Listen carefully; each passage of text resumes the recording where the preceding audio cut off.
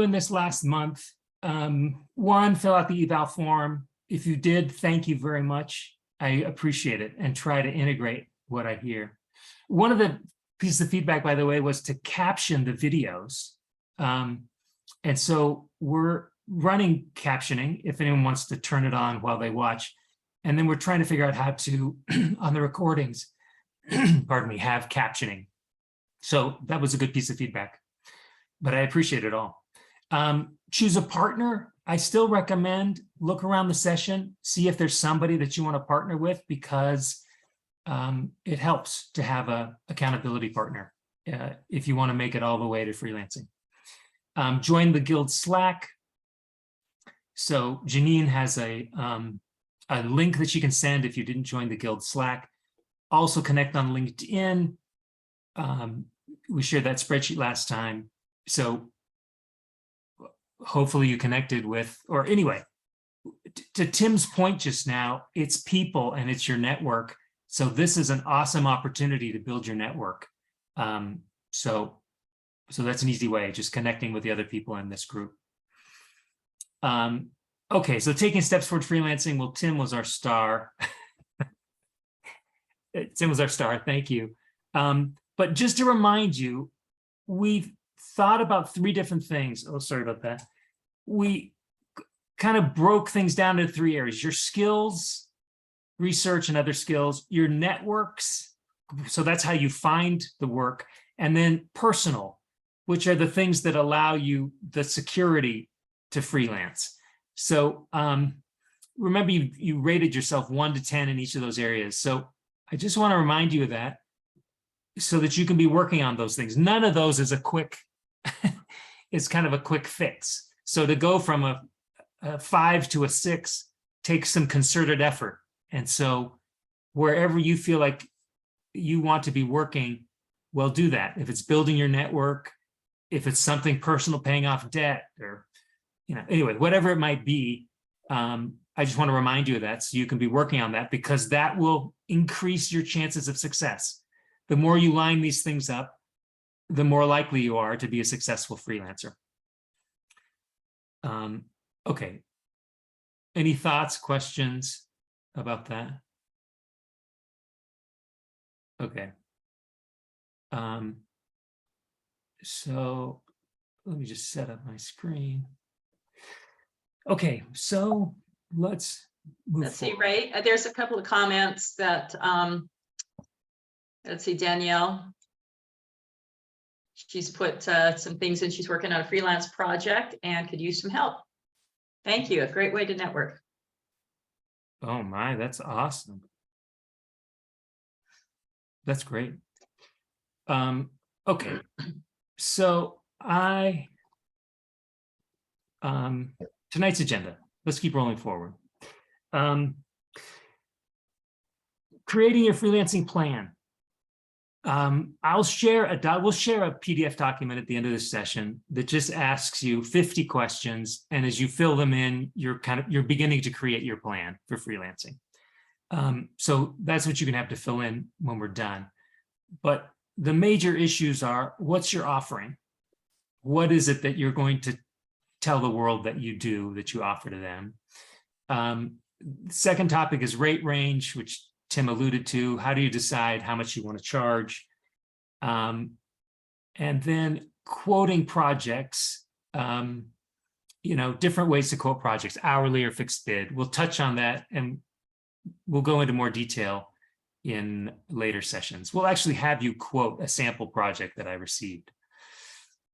Okay, and our guest researcher is recorded tonight, but I chose a couple clips that I hope will be useful, and we'll just play them and then discuss what we learned from 3 different clips. And then we'll wrap up. And we may do a breakout session if you feel like one. So when we come to that point, I'll ask what you think. Okay, so the links, the networking spreadsheet, the Guild Slack, the eval form, and then we'll follow up with the freelancing plan document. Okay, so this is really the heart of what we're going to talk about tonight. Like, how do you know what to offer? How do you choose what to offer? A lot of people think, well, I'm just a freelance researcher. like everyone else. But I want to try to help you differentiate yourself from just a freelance UX researcher and decide and help figure out what your strengths are that you can offer to people. So here's how we're going to sort of find that out for each person. I mean, it starts with your research experience. Which companies have you worked for?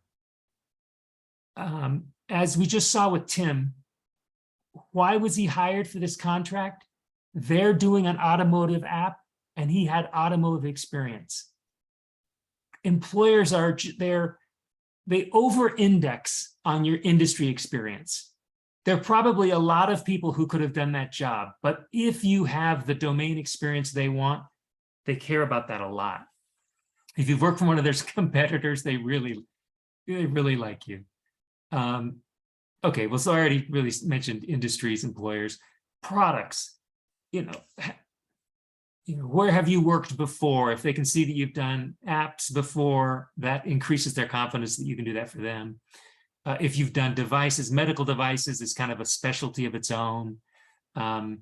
If you've done B2B or B2C, that makes a big difference. So I just want you to start looking at your experience. You're not just a researcher like every other researcher. Once you start to fill in some of these areas, you can see there are many different kinds of researchers, right? I mean, you could separate them into 20 or 40 different buckets. And so that's kind of what you want to do, is start to differentiate yourself. And tools is another thing. I mean, I'd say it's the least significant, so I listed it last, but it can make a difference. If a company's doing a mobile study with Dscout, if you've used Dscout, they're gonna favor you, even though you can pick up new apps in tools pretty quickly. Show the ones you're most familiar with, because that sways them. Okay, and the biggest questions are, what are the most significant studies you've conducted? Like, where does your expertise lie? Where do you have deep expertise? What are your strengths? Most people say, well, I'm a qualitative researcher. So that's one way people are, 90% of researchers are in the same bucket. Most prefer qualitative to quantitative. But what are your strengths within that? For example, a special domain is like product discovery work. Have you done that, or other kind of foundational work? Anyway, whatever you've done, whatever your strengths, and really the ultimate question is, what are you passionate about? What part of this do you love? Because that really drives your expertise. If you love it, you get great at something. So ask yourself those questions and start to put together what you think are your number 1, 2, 3 specialties. When we watch this recording tonight, you'll see this researcher just ticks off how she defines herself. And you'll see those 3 things make her unique. Out of 100 researchers, there probably aren't 3 exactly like what she's going to tell you. There may not even be 2. Anyway, so what will you offer? Well, what are you strongest in? What are you passionate about? Beyond research, there are other things you should be thinking about that also differentiate you. Depending on how long ago it was. I mean, your education may still be relevant or not, but is it, people also respect schools that you may have attended. So those can be things you want to highlight. Of course, it's on your resume, but like on a website, for example, you might give them more prominence if you went to a school that's got a strong alumni network, or it's known for this kind of work. Other work you've done, and this is probably the most significant thing on this slide. So if you're putting yourself out as a researcher, do you also have experience as a designer? Did you do marketing? Did you do writing or product management? those are very important differentiators because people might want a researcher who has done one of these other things. That might make a big difference to them. So I want you to think about that in your background. And the next slide talks about that too. And then you know, what your personal characteristics, your hobbies, interests. I mean, it's amazing how that stuff can enter into, you know. Are you a, you know, Patriots fan? Anyway, whatever those some are more relevant to work than others, but those matter. Those can sometimes be germane. Let me put it that way. Once again, it's last. I think it's least likely to be significant, but possibly. So think about it. Okay, I think I might have showed this slide in our last session. I'm not sure. Where do researchers come from? This is not my slide. It's from user interviews, a big survey they did. But most researchers come from some other domain into research. You know, historically, there has not been a path like directly into research. So looking at where you might have come from helps give you a clue to what other skills you have. Design is the most common place to have come from. Marketing is second. Academia is third. And then, you know, a host of other things. So looking at your jobs before where you are now is one way to get a clue of what other expertise you can offer a company as a freelance researcher. Your differentiation, well, that's kind of what we're talking about. You know, what makes you stand out? What's unique? And how does that translate into value for your clients? How does it differentiate you from your competitors? So I just want to stop for a second and let's talk for a second about this so far. So any thoughts when you think about these differentiating factors? What comes, I guess I want to ask anyone to chime in with what they think might be a useful differentiating factor, something that they've done that might be meaningful to a client. Amy, can I call on you? I mean, when I talk about being a user researcher, I talk about academia because that's where I come from and having a rigorous foundation for research.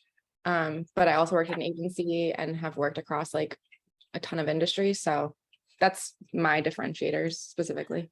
Yeah, so Amy went to Columbia. That's a differentiator too. In Another other words, pardon me? That's another one, I guess. Totally it is. And studied public health. So another differentiator is, you know, that's a great example of how your academic background would be very persuasive to a client, what you've done that way. So I guess I just want you to think about that and realize what a differentiator that is. That gives you a huge leg up for those kinds of opportunities. All right. Anybody else want to mention something? Just chime in if you'd like to.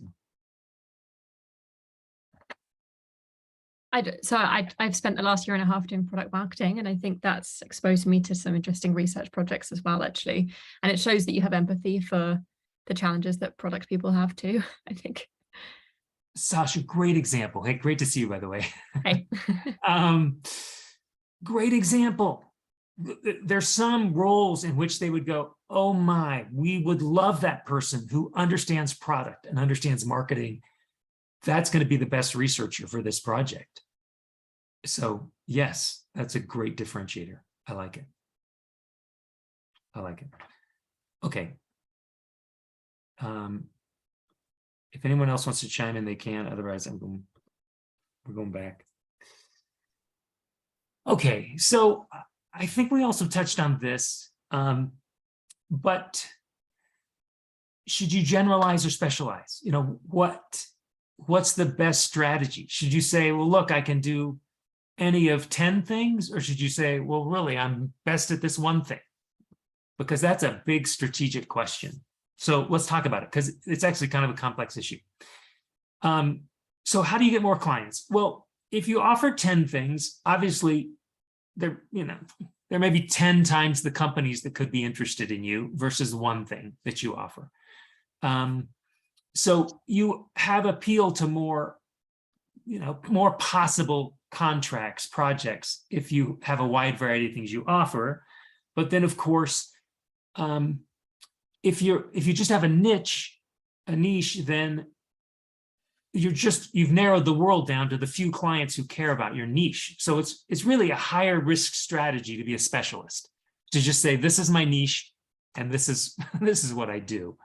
And so this caveat is, it's highly dependent on your experience to know which way to go with this. But specialists, they have a single focus. They have an advantage getting jobs if it's in their niche, because clients, that's a huge appeal. Tim's our example, right? He worked in automotive. This automotive client wanted him. He was also referred by a friend. So he has really the two most powerful things going for him, and he got the contract. You can often charge higher rates as a specialist if you develop a niche.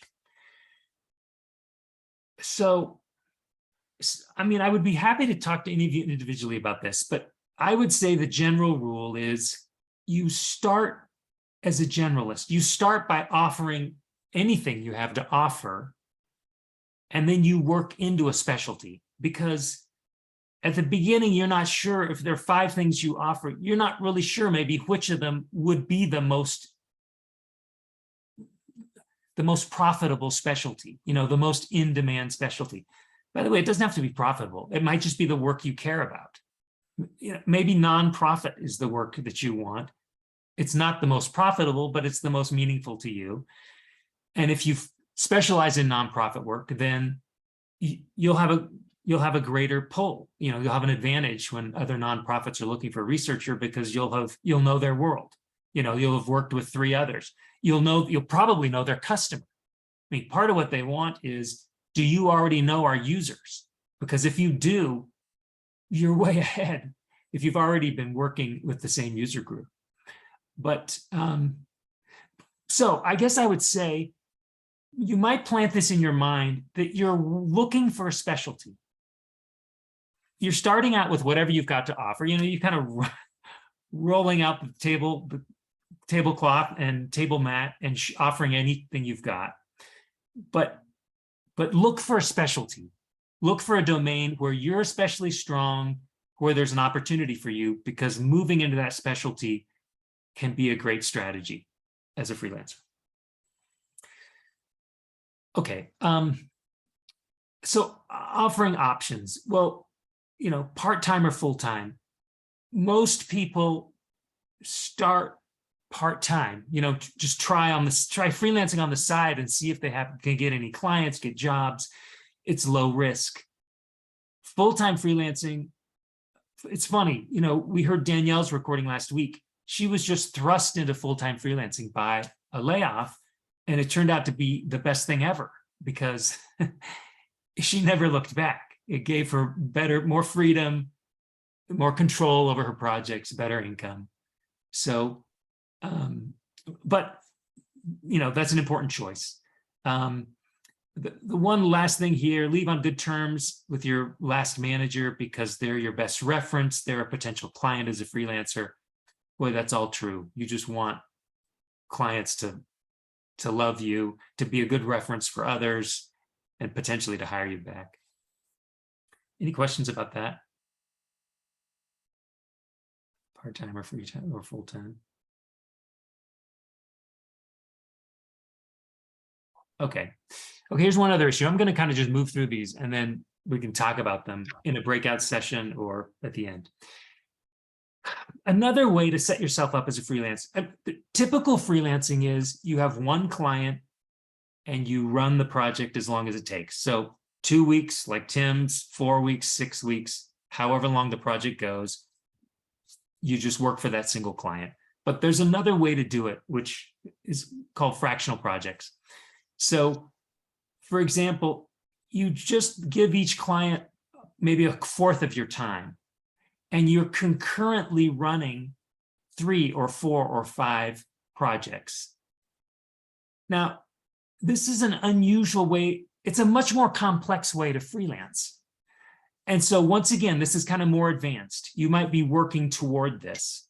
But the beauty of it is the security that it offers you, which is if you lose a contract or one ends, you still have 3 others potentially. 75% of your time is still booked if you lose one. And so that's the huge advantage of it. No one client dominates your time. And so when that contract ends, you aren't just left flat with nothing. So that's one reason to think about it. The researcher that we're going to meet tonight on the recording has a very unusual way that she set up her schedule. And that's part of why I wanted you to, I wanted to feature her. And so you'll sort of see how she sets up her schedule, but she doesn't even offer her whole week to anyone. The most you can book are Monday through Thursday, but in fact, her Thursday, she has a full-time job. So all she has available are Monday through Wednesday to book. And she has a certain bit of security going because of that full-time job. And then Fridays, she can spend how she wants to, including marketing and things like that, but also doing, you know, her passion projects, kind of quality of life things. Okay, anyway, so just wanted to introduce that idea. Instead of just a single 100% client, for some people, fractional projects are a good way to go. It's much more complex. You have to be able to jump in and out of all the details of 4 or 5 different research projects, and that is not easy. So, you know, you might, anyway, think about that. Is that the kind of person you are or not? That requires a lot of, you know, multitasking, I guess, but has some advantages. So I thought I'd mention it. Okay. We're just going to go on. We're just going to kind of keep going on and we'll stop and talk more. A lot of people talk, I mean, everyone has a question about rates, like how much should I charge, right? I don't want to ask too much and kind of rule myself out, but I don't want to ask too little and kind of cheat myself. So let's just talk about it. So first of all, how do you change your salary into an hourly rate? If you divide your annual salary by 2,000 hours per year, that gives you your hourly rate that you're being paid by your employer if you're employed full-time. Okay, so that's where you start. That's kind of your base. That's your hourly rate. Now, it's really just simple. You just divide in half. So $100,000 a year is $50 an hour.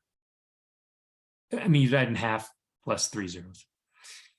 So what things to add back onto that? Well, one of them is self-employment tax. And of course, this is slightly different in Canada, but in the US, that's 15.3%. It's called FICA, and it's for you know, Medicare and Social Security. So typically when you have an employer, you're paying 7.65%, they're paying 7.65%. So to add that back in, I'm just using this $120,000 salary as an example. That's $9,000 to add back in because they're not paying half of it for you. So you're going to charge more so that you can cover your half, right? Does that make sense? I just want these numbers to be simple and not baffling. So benefits, your medical, dental, vision, those kind of benefits. We're estimating those at 15% of your salary. So it's $18,000. Yours may be higher or lower, but there's an estimate for you. Vacation, PTO, we're going to just say, well, if you get 2 weeks of holidays and 2 weeks of vacations, that's 4 weeks. That's 8%. So that's another 9,600. So all told, these 3 categories are a little over 30%. So on top of this 120,000, we're going to add about 30%, 33%. And this 156 is how much you're costing your employer. They're only paying you 120, but you're getting other benefits that add up to 156, right? So if you're making your own freelance rate, if you're actually being paid $60 an hour, adding that third turns it into 80 an hour. Well, for most people, those are small numbers. But that's sort of the baseline where that's where you start. And now the question is, well, what premium do you want to add on to that? In other words, that's 80 an hour that you're being paid by them, but they're guaranteeing that you're busy full time, you definitely can add a premium for freelancing, and you should. You have to go find the work, for example. There are a lot of things that fall on your shoulders as a freelancer, but it's kind of up to you what that premium should be.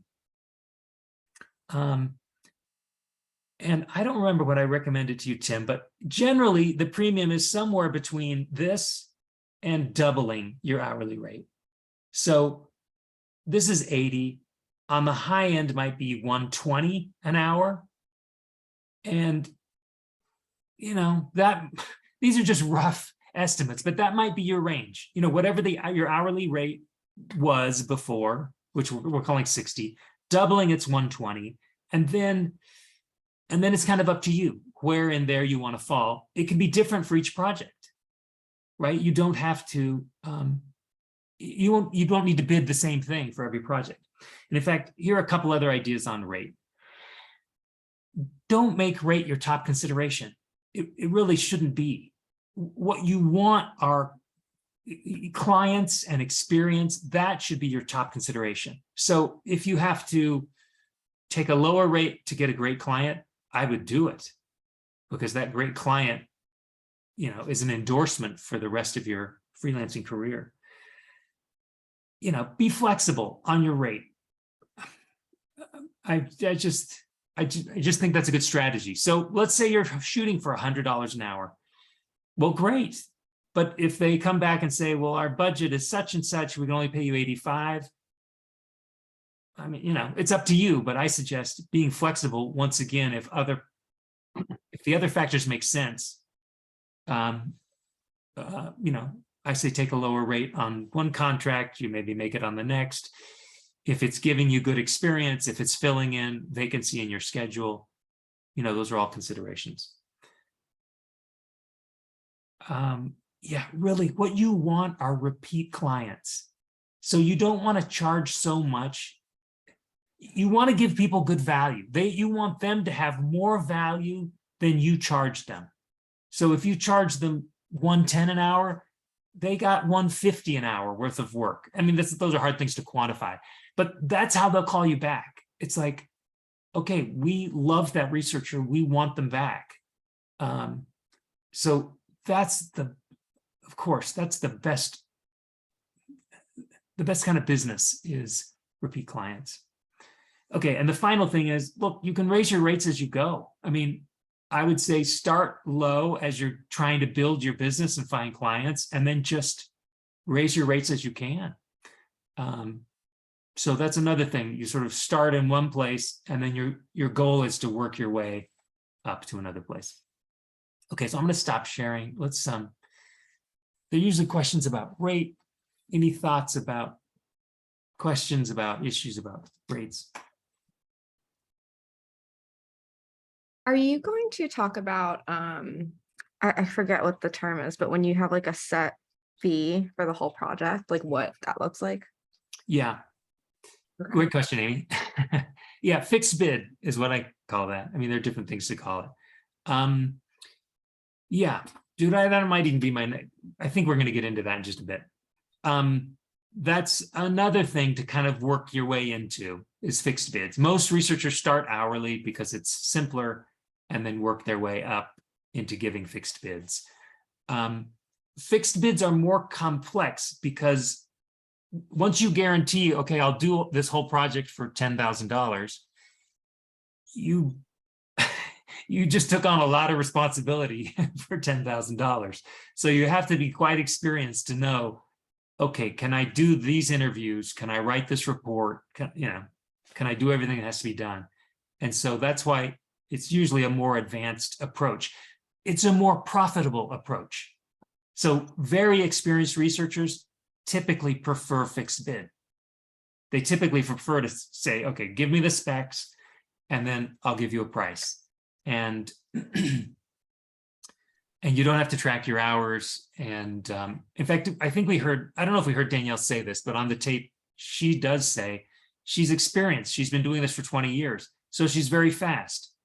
So if she counts her hours, they aren't very many. But if she gives a fixed bid, she feels like she can charge for the value that she's offering, even though the hours aren't so many, because she's very good at doing it.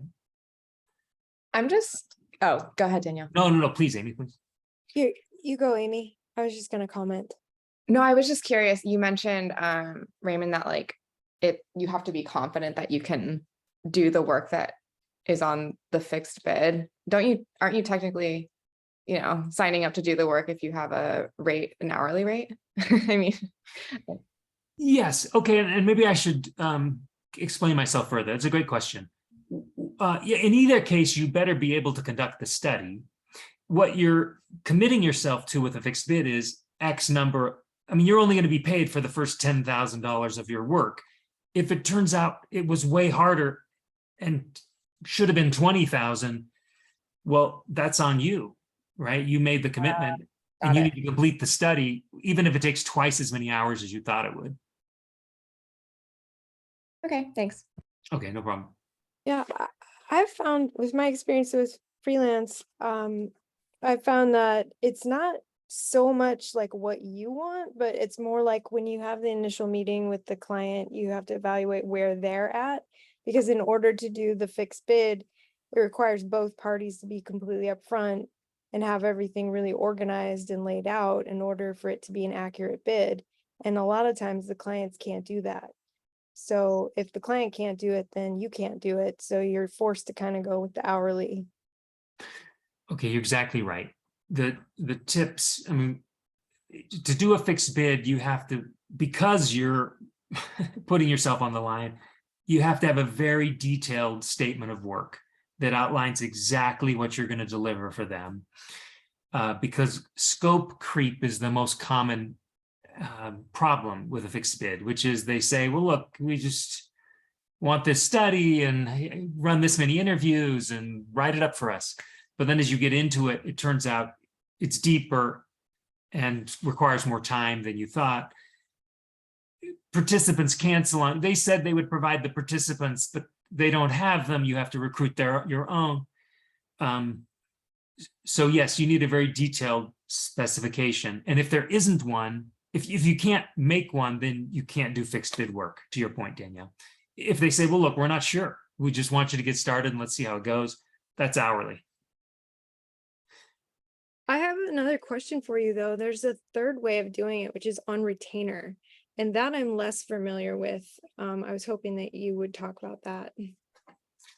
Well, to me, there's a hybrid of these two, which is it's a fixed bid. You say, look, I'll do these things for this much money, but when we go beyond this scope, my hourly rate is $110 an hour, and we'll charge per hour for anything that's beyond the scope of this, that we've identified here. And so that's a little bit of both. And then the retainer part of it is, as Tim alluded to when he started, when you do for hourly, this is difficult to do, but when you do a fixed bid, it's very typical to say on start, I want a certain percentage of that money. So if it's a $10,000 contract, you could start by saying, I'd like 50% upfront, and then 50% when the project is done and you've approved the deliverables. They may not go for that, but that's not a bad place to start negotiating. Maybe they'll say, well, look, we'll give you 25% upfront, but you can ask for that. So to your point, Danielle, or to your question, that's a sort of retainer. They're giving you 50% of the payment up front that you're working down. Actually, so that's the way I've done it with the fixed bids, and that's fixed bids, but retainer, the way it was explained to me was that the selling point to the client is that you can pay me every 2 weeks if that's better for your accounting. And that's what the retainer is, that it's like an agreement for a certain amount sliced up in a certain way so that it's like everybody can expect hours per pay, sort of like a mock contract, like a mock employee, like for your accounting department. Is that right? Am I getting that right? Yeah. Is that the sell to the client versus the other two models? Yeah, I don't think that's a big sell to them. Obviously, the benefit is for the freelancer. Big clients, Yeah. it's no surprise to them when your bill comes. They prefer it once a month as opposed to weekly. They prefer paying when it's done, not upfront. So all the advantages are really for you. So retainers are hard to get, but so it depends on how much power you have in the negotiation. But if you, for example, if they're a repeat client and you say, I work on retainer and here are my terms, well, you might have enough power that they say, all right, we'll do it the way you do it. It's never going to be their preference. Gotcha. Gotcha. Okay, cool. Thank you. No problem. Okay, awesome. Anything else? Okay, well, let's go back then. And I think we have, okay, so I think we've covered these slides, but let's just see. Fixed bid, scope of work.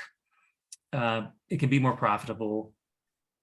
Here are the caveats. Hourly bidding. By the way, you can also bid on projects hourly. If someone has a project, you can say, well, my rate is, X dollars an hour, and however many hours this takes, that's how long I'm going to spend. And you don't necessarily have to nail yourself down to, it's going to take me 40 hours. But anyway, low risk to just say, however many hours I work, this is how much I'll charge. Higher risk to do it as a fixed bid, higher effort. It takes a lot of calculating at the beginning to come up with a fixed bid, and there's back and forth. It's a more complex contract by far to do fixed bid. So why do it? It can be more profitable. Of course, you can also lose money if it can be less profitable if you estimate too low. And then the big caution is scope creep, that you kind of agree on one thing and then it turns out to be bigger than was anticipated. So you need a very detailed statement of work or proposal. If there's additional work, additional charges. Okay, so we kind of covered those things. Amy, great question. Okay, well, do you feel like doing a breakout session? A breakout session would be in order to just go over some of these things with a partner and just like, okay, what are my research strengths? What do I think I want to offer? Hourly, you can just talk about a range. By the way, I wouldn't pick a single rate. I would just try to come up with a range you think you want to work in, from X to Y, so that you can be flexible based on budgets. And then, how you're going to start freelancing. Do you want to take the time to do a breakout session, or do you just want to continue on?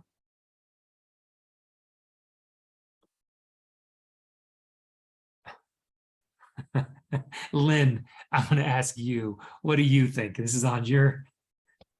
Oh, no. I'm reading what everyone was saying on the right, because I was going to say, let's just continue on, only because it's 8 o'clock where I East Coast. Okay, am, good. and my energy level is low. Yeah. Okay, let's continue on. Okay, perfect. Well, let me just say then, the time to do this is with a partner. If you haven't found a partner in our group, look on that spreadsheet, or it doesn't need... Anyway, try to find a partner who can give you feedback as you do these things. And it just pushes you to actually do it, to say, all right, here's what I think are my 1, 2, 3, and establish your specialty, establish your rate. Okay, so I just put in the chat the comments that he had if we were to have done a breakout session. So things that you again could consider talking with another person off the spreadsheet. So if that's in the chat if you wanted to look at that. okay, thank you so much. Awesome. Okay, so then I want to play. Okay, so let me just go back to our screen, and our special guest tonight is Martha Malloy. She's on recording, right? Because she was my guest for a previous session. She's a researcher based in Toronto, and she has a very unique background. Everyone does. She actually started out in studying automotive design. And studied in the UK. She wanted to design cars, so she still loves cars. But then ended up coming back to Canada, got into agency work, became a designer, did marketing, became a designer, researcher. So those are all very strong for her. Marketing, design, and research. So I've just chosen a couple clips, and in the first one, you'll hear, you'll hear a lot of things in these, but one, she ticks off what her strengths are as she markets herself as a freelancer. Here's what she's looking for. By the way, she's been a freelancer for only a little over a year. I think since 2021, she's been a freelancer, but has found success and a very unique model of trying to set up some full-time work one day a week and then other work. So let me just queue up a video and let me see how this works. Because I got it. Okay, so give me just a sec to queue this up. And now let me go back and share.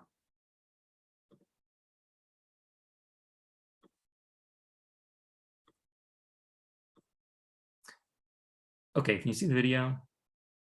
Okay, awesome. I've had a whole other. Sorry about this. I'm going to try to increase the volume. Her volume is not great, so I'm just going to turn this up loud, and hopefully that'll work. It feels like in advertising and marketing, and in 2016 was a really pivotal year for me, where I really shifted into tech and found my love in user experience design and research, and have continued to sort of evolve my career journey to go from that space into other areas like animation design, service design, UXR and product discovery training, and even fractional product leadership. So I'm someone that really believes that you can continue to grow and evolve your entire career. And that for me is what has been really exciting. So what I wanted to share is from the first lesson, I think prioritizing your my overall well-being and mental health was a really big factor in what triggered me to leave a really good on paper full-time role when I was at Lupio as the director of design and research. COVID definitely compounded my feelings around the need to really prioritize that. I think everyone in the world was experiencing unique challenges during that time. But one of the things that ever since I can remember hearing about a 4-day work week, so many years ago, that was something that always intrigued me. And I was like, how do I get to that? How do I find a company that will pay me well to work 4 days a week and will respect that time frame? And I went out and I saw this. I looked for it in Toronto. I interviewed at a number of companies. I even tried really hard at Lupio before I took the role there to convince them to change their policy and allow me to come on 4 days a week. That did not work out. And so in the end, I decided, you know what? Sometimes you just got to design your own work life. And so that was a big pillar of when I did decide to become an independent practitioner in November 2021, when I really stepped away from Lupio and decided, okay, I'm going to go really full-time at consulting. I really wanted to make that, sort of stick to that and see, could I make that model work? And what I'll say, I'll report after, however long that is now, over a year and a bit, is that I figured out a way where I can be compensated well and still have a Monday to Thursday sort of time frame that I work with clients. And then I have Fridays for networking, business admin. Takes time to run, your own business, and often you try and fit that into evenings and weekends. I'm fortunate that I can fit a lot of that into my Fridays, as well as do other volunteer opportunities, other things outside of being a UXR or a discovery coach or a fractional product leader, and kind of have more diversity. So for me, that prioritization for well-being and mental health, and kind of really designing, understanding you have the freedom to design, in a way that you don't in many full-time roles, to take advantage of it. Okay, awesome, isn't it? So what did you, awesome isn't she, I should say. What did you learn? What inspired you about what she said?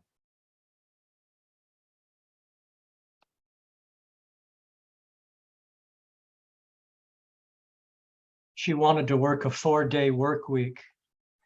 That Absolutely. was a goal that she had for lifestyle. Right. Which is, and I mean, which is brilliant. I haven't known others who were shooting for that, but she's managed to attain it. Did you hear what her specialties are? Now, she alludes to something that she didn't go into very in much detail, but she calls it fractional product management. What that means is her Thursday, she's a product manager on Thursdays, I think, for a company. And every Thursday for 1 day a week, she's, it's like a full-time job for her. And then Monday through Wednesday are available for other client work. But did you hear other specialties of hers in terms of what she offers?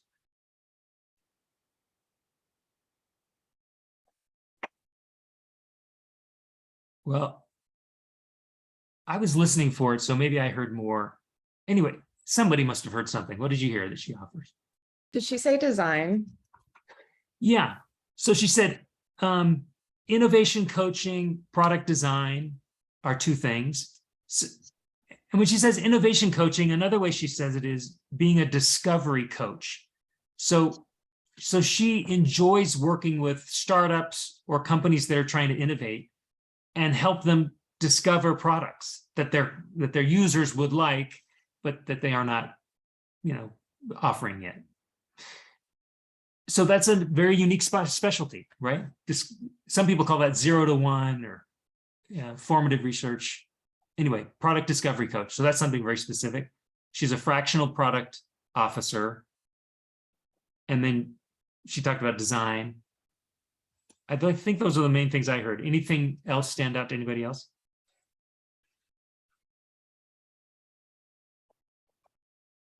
Okay. And of course, the very interesting idea that she could not convince a company to do it. The only way to get her 4-day week, she had to sever from a 5-day week and then build it back herself. So, interesting. Sometimes that's how you have to do it if you want something. Okay, any other comments before the next clip? Okay. Listen to this next. Let me queue up this next clip and then I'll share it.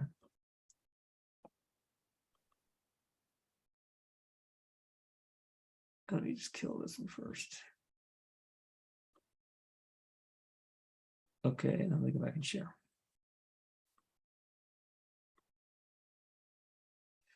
Okay, listen to this one, how she thinks about her impact, increasing her impact, scaling her effort and scaling her rate.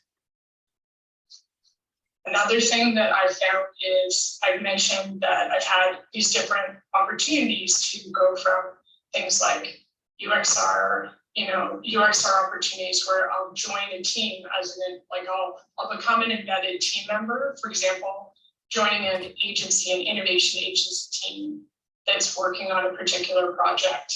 And I really enjoy that kind of work where I get to kind of parachute in and work with the team.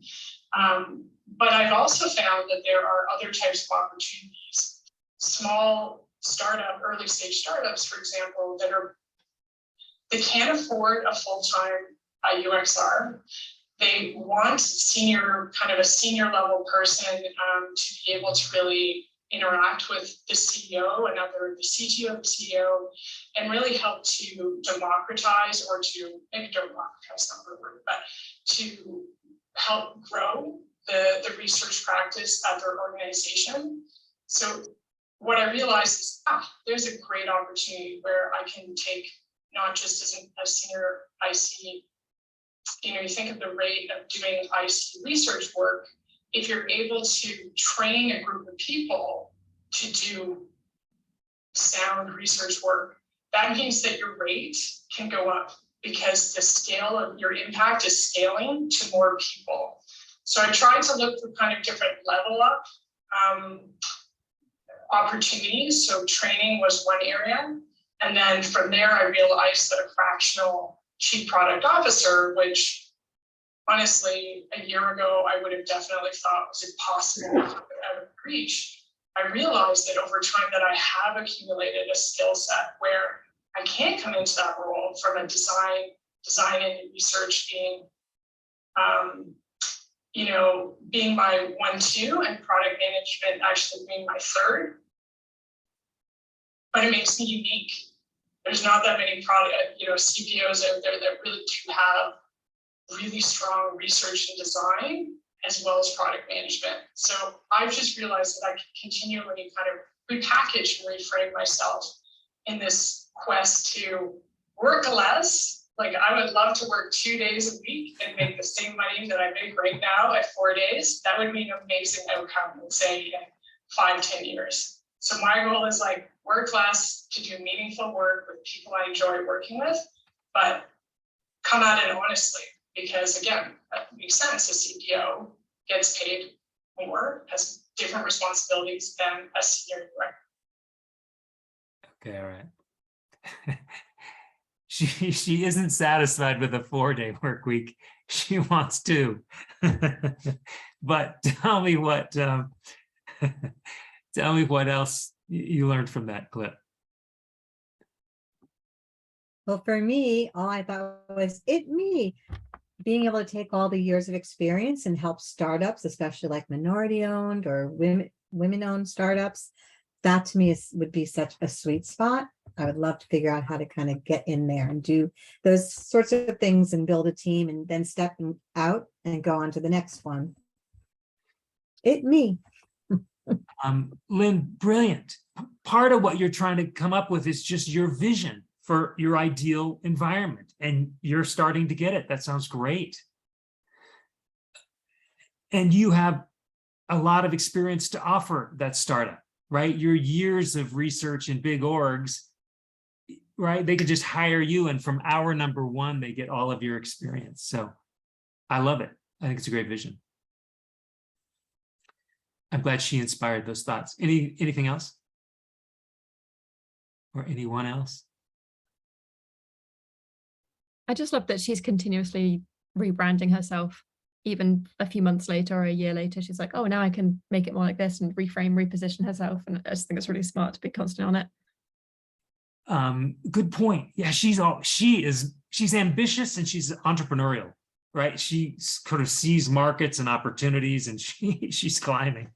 I'm just going to show you her website. Hang on just a second. Let me see if I can get her website up, and I want to show it to you.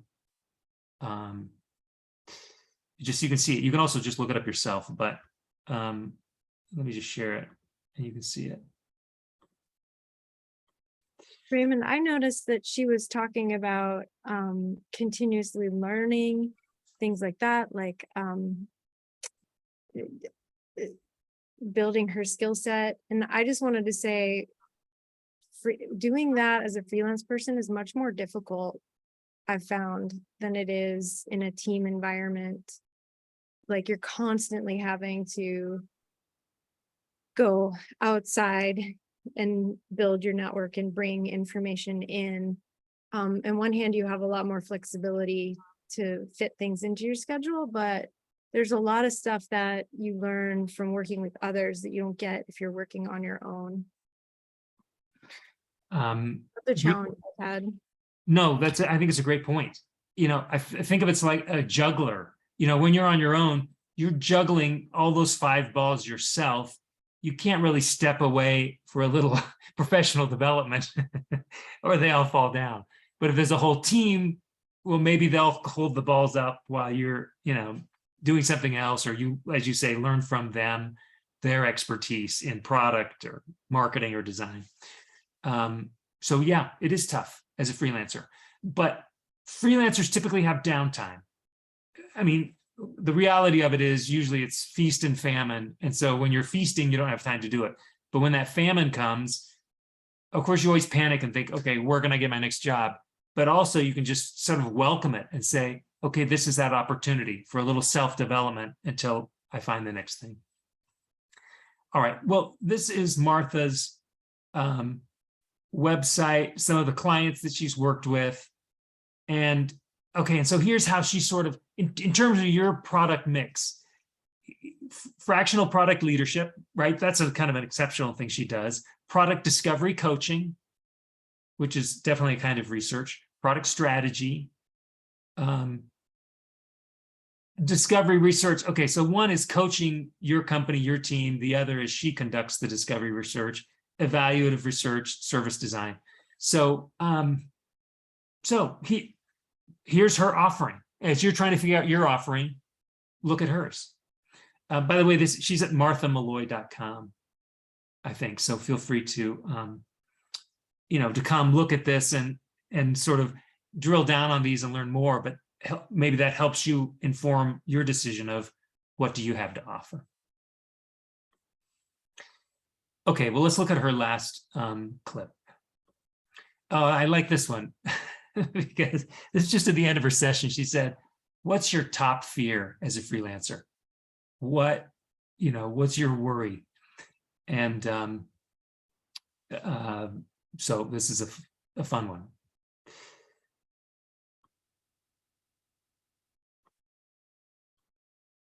Okay, here we go. One question. Please. Does anyone have like a fear they would feel comfortable sharing about, like, what their top fear is about really diving into the freelancer deep end and kind of going for it? I'm curious. Like, is this something you've talked about yet, about what might be impacting your sort of ability to kind of move in this direction? Very curious. I'll share mine because I don't know if, oh, sorry, someone else was going to talk. Oh, you can go ahead. I'll go after you. I've kind of already shared it, but I'll elaborate on later. Yeah, sorry, my video keeps going in and out with my internet connection. Don't know what's going on, so it's just off. But Susan, my biggest fear is just finding enough clients, having that income. Like, I have a steady income right now. I don't love what I do, and I feel like this is something that everyone I've talked to is a similar fear they have, is making enough to be comfortable and knowing that when this job ends, I have another job lined up. It's always like, am I going to have something lined up? Is there going to be something there, or am I just going to be like scrounging around, knocking on doors? Well, you can't really knock on doors when you're doing UX research, but what can I do to make sure I have enough lined up to keep me busy, but not drowning, type of thing? Yeah, that's interesting. So I'm married to someone that is very sales oriented, and it's helpful because in some ways I feel like it's like my sales, business, my BD department in some ways. But one thing that he's encouraged me to think about is to look at the long game, and the long game could be like a year time frame. So if you're doing a little bit of almost like business plan development or that kind of thing, and think about, what is the minimum, like, play this game. What is the minimum amount of income that I can make in a year and still like be okay? Like, whatever that okay threshold to you is, that's very personal. And then instead of thinking about, I need back to back work, think about it as, I need, if I start to do some forecasting, I need about this many projects that bring in this much money or this range of money, or my billable hour needs to be at this rate. So you think a little bit differently. It's very hard to have work that perfectly lines up. And I don't know if that's the right problem to solve, or the best problem to be thinking about solving, versus if what you're trying to accomplish is reach a certain annual income, you might be able to make twice as much in a certain contract versus another. You know what I mean? Like, you might have more flexibility in there that would alleviate some of that pressure of the back-to-back alignment of projects, because it is really challenging. People that I've spoken to that are innovation strategists, for example, that have gone out on their own but formed, let's say, a company of three. I know one in particular called Faculty of Change. They don't have consistent business come in, but when they do have contracts come in, they're big. So they actually live a lifestyle where they work, I don't know, a fraction of the year on projects, and they have idle time to do other things. There are other things you can do, like create passive income, create a course, create some kind of content that people will pay for. Use your time when you're off and not being paid by a company or whoever to find other ways of making income be creative, be adaptable, be flexible. I think that's important if you want to lower that stress level. I would encourage that. Just that creative thinking is helpful. Okay. All right. Thoughts on that last? I mean, she's not totally clear about what she's saying, but hopefully the point gets across that if you say, well, look, I want to make $100,000 this year, you can divide that up hourly and say, I need to make $50 an hour and I need to be busy constantly. But her thing is, well, look, you need 100,000. Maybe that's, you know, a certain number of 2 $25,000 projects and 5 $10,000 projects. And now how can I find those? I don't necessarily have to be busy every hour. How can I find those projects to make my goal? Anyway, any learnings or thoughts or ideas?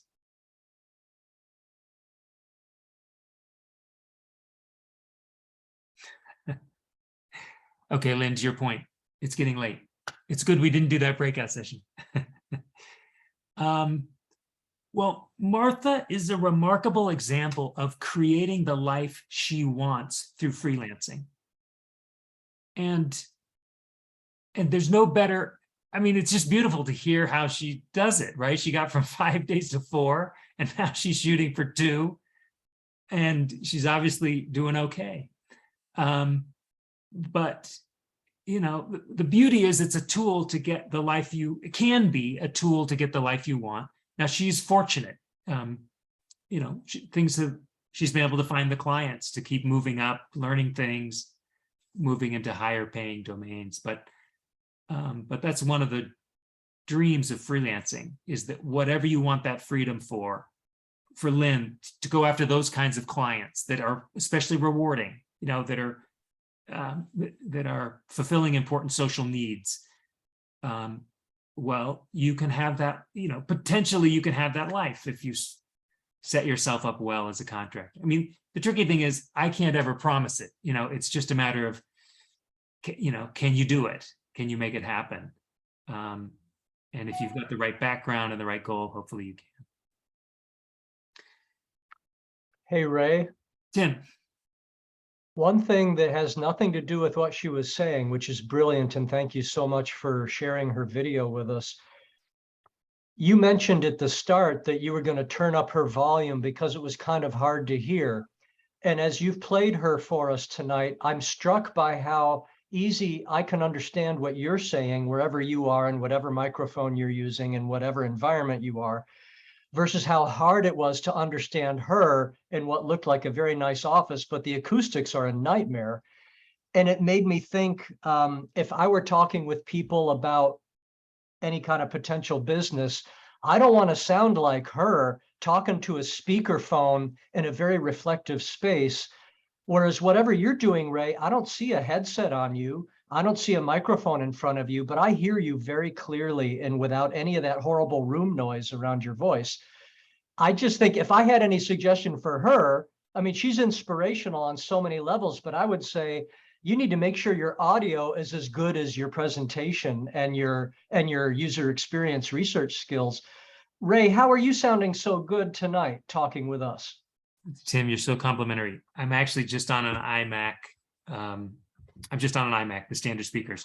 I do have a better microphone, but it somehow hasn't paired well. So for example, at the beginning, you could hear my speaking, I couldn't hear you. So I just unplugged this and went with standard audio, but it's just a standard iMac. Well, that iMac microphone is doing a marvelous job of noise cancellation for whatever room you're in there, because it looks like there's a flat wall behind you. It doesn't look like a soft environment. What I'm saying is most people don't understand how important it is for the people on the other end of the line to hear a good direct voice sound, which is what we're getting from you. Whereas what I hear from her is a smeary mess. And it's so hard for me to focus on what she's saying, not because she's not articulate, but because of the microphone and the acoustic environment she's in. I would rather she have a headset on speaking into a nice noise cancellation mic. I would have understood her a lot easier, I think. I don't have the best hearing in the world, but I just wanted to contribute that. Whatever you're doing for the people you're talking business with, make sure you give them some good direct sound. I hope this Logitech thing makes me sound halfway decent. I should probably ask you that. You sound great, Tim. You sound great. All right, well, let's just wrap up. Here's our final slide. So what to do, this is week 2, it should be month 2. So if you're willing to do the course eval for session number 2, please do. Janine can post that in the chat. Meet with a partner. I still recommend find a partner that's going to help you get to freelancing.